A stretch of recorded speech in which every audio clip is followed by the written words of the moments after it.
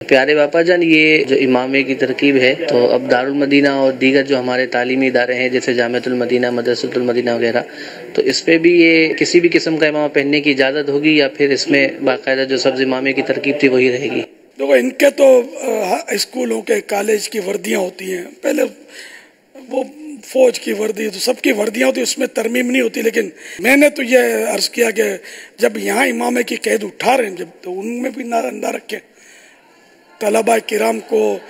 دارالمدینہ سب کو، مطلب اب 7 رنگ میں سے کوئی سا بھی رنگ ہے بھلے پہنے، اور سرخ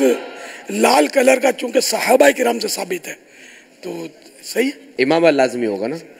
دارالمدینہ اور یہ سب میں امامہ پہننا ہے، سبز پہنے ویلکم، اگر یہ 7 رنگوں میں سے کوئی سا بھی رنگ پہنے ویلکم، جو بیان کیے 7 رنگ۔ اسی طرح مدرسۃ المدینہ میں بھی سب میں مدرسۃ المدینہ، جامعۃ المدینہ اور دارالمدینہ، یہی 3 ادارے ہمارے خاص، اس میں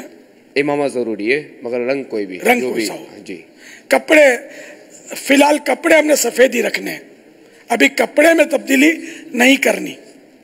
یہ تینوں اداروں کے کپڑے سفید رہیں گے، امامے میں جو چاہے رنگ کر لیں 7 میں سے۔ اور بولو۔